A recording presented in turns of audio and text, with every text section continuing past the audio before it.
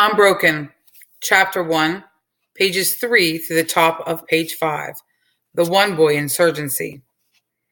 In the pre-dawn darkness of August 26, 1929, in the back bedroom of a small house in Torrance, California, a 12-year-old boy sat up in bed listening. There was a sound coming from outside, growing ever louder. It was a huge, heavy rush, suggesting immensity, a great parting of air. It was coming from directly above the house. The boy swung his legs off the bed, raced down the stairs, slapped open the back door, and loped onto the grass. The yard was otherworldly, smothered in unnatural darkness, shivering with sound. The boy stood on the lawn beside his older brother, head thrown back, spellbound. The sky disappeared.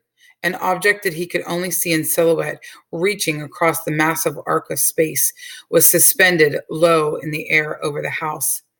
It was longer than 2.5 football fields and tall as a city. It was putting out the stars.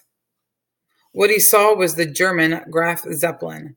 At nearly 800 feet long and 110 feet high, it was the largest flying machine ever crafted. More luxurious than the finest airplane, gliding effortlessly over huge distances, built on a scale that left spectators gasping. It was, in the summer of 29, the wonder of the world. The airship was 3 days from completing a sensational feat of aeronautics, circumnavigating the globe. The journey had begun on August 7th when the Zeppelin had slipped its tethers in Lakehurst, New Jersey, lifted up with a long, slow sigh, and headed for Manhattan.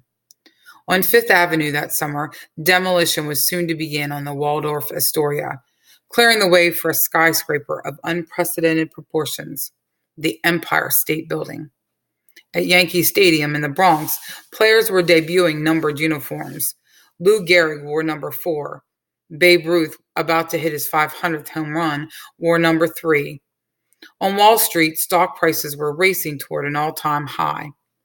After a slow glide around the Statue of Liberty, the Zeppelin banked north, then turned out over the Atlantic.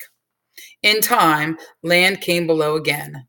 France, Switzerland, Germany. The ship had passed over Nuremberg, where fringe politician Adolf Hitler, whose Nazi party had been trounced in the 1928 elections, had just delivered a speech touting selective infanticide. Then it flew east of Frankfurt, where a Jewish woman named Edith Frank was caring for her newborn, a girl named Anne. Sailing northeast, the Zeppelin crossed over Russia. Siberian villagers, so isolated that they'd never seen a train, fell to their knees at the sight of it. On August 19th, as some 4 million Japanese waved handkerchiefs and shouted, "Benzi!" the Zeppelin circled Tokyo and sank into a landing field. 4 days later, as the German and Japanese anthems played, the ship rose over the grasp of a typhoon that whisked it over the Pacific at breathtaking speed toward America. Passengers gazing from windows saw only the ship's shadow, following it along the clouds like a huge shark swimming out alongside. When the clouds parted, the passengers glimpsed giant creatures turning in the sea that looked like monsters. On August 25th, the Zeppelin reached San Francisco. After being cheered down the California coast, it slid through the sunset into darkness and silence and crossed midnight.